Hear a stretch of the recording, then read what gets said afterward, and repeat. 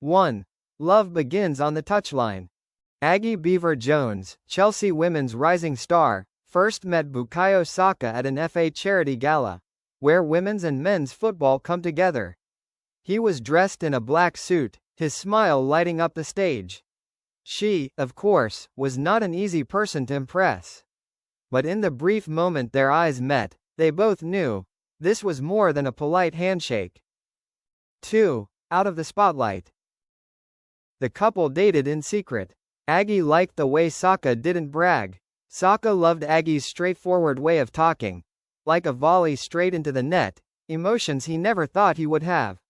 They played FIFA together, watched each other's highlights, and then burst into tears when Aggie injured her cruciate ligaments at the end of the season. Saka was there, holding hands. No promises, just a steady presence. 3. 2 lines on the pregnancy test. One summer morning, Aggie was dry heaving in the dressing room.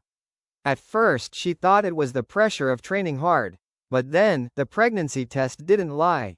2 lines. She was shaking, and when she told Saka, he was silent for a few seconds, then hugged her tightly. "We'll make it, both of us, like you always do in football, never backing down." 4. A child born between 2 worlds. The news broke after Aggie's sudden retirement and the media pounced. A photo emerged. Saka driving Aggie to an ultrasound in a Range Rover, wearing a hood. The online community went crazy. Some praised the golden couple of English football. Others scoffed, ruining careers. Chelsea kept quiet, so did Arsenal, but when the baby was born, a girl named Lana Rose Saka Beever, both clubs posted congratulations. 5. More than just a goal. Aggie returns to the pitch after 10 months, to a standing ovation at Stamford Bridge.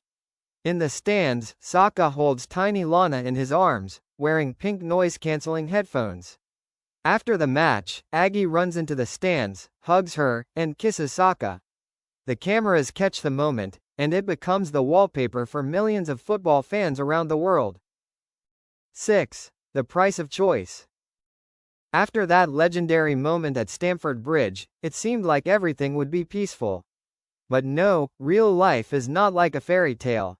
A month later, the Daily Mirror published an exclusive article. Chelsea worried about Aggie's post-baby slump, internal turmoil over loan deal. On social media, comments exploded like fireworks. How can a mother play in the Premier League? Saka is tied down by a girl who takes advantage of her feelings. Their child will grow up between 2 fathers. One is a coach, the other is a reserve player. Aggie read each line, silently. Saka was so angry that he almost turned off Instagram. But instead of fighting back, they did something unexpected together. 7. No response, just proof. Aggie took part in an exclusive interview with BBC Sport, talking for the first time about postnatal depression, about insomnia, about feeling labeled, a mother can't play football anymore. But the most special thing, she released a video recording her journey of training 5 hours a day after giving birth, along with a clip of Lana grinning as her mother kicked the ball into the A corner during a Chelsea B training session. The clip went viral worldwide. The hashtag Mum Scored was everywhere. A series of mothers of footballers from all over sent words of encouragement. Overnight, Aggie went from the suspect to the new symbol of resilience. 8. A season like no other. At the same time, Saka was also fighting with himself. Pressure from the club, rumors that Arsenal were about to sign a new winger, and even the uncomfortable questions in the press conference. Bukayo, how does being a father affect your speed and mentality? He said nothing, but against Liverpool, he scored twice. When celebrating, he raised his arms to form a cradle, to Aggie and Lana. The Emirates Stadium erupted. 9. The storm from the third person? Just when things were starting to calm down, an anonymous account on X, formerly Twitter, posted a series of blurry photos. Saka at a party with famous model Layla Vaughn. Just a few blurry photos, but enough to cause a media frenzy. Aggie said nothing, but then a close friend of hers, midfielder Aaron Cuthbert, posted a story. Someone needs to learn to differentiate between photos from 2019 and the present. Don't let the past ruin the present. Saka also posted a short story, a picture of him and Lana with the caption, "Nothing can beat my squad. Red heart." Fans breathed a sigh of relief. The sensational newspapers were stunned. But the echoes still lingered. 10. Choose the path, or choose each other. In May, Chelsea women invited Aggie to sign a new 3-year contract. But with the condition, there must be no interruption of play, due to personal matters. At the same time, Saka received an offer to move to Real Madrid with a record salary. They looked at each other, and had to choose. Saka went to Spain alone? Or Aggie sacrificed her career to follow her husband?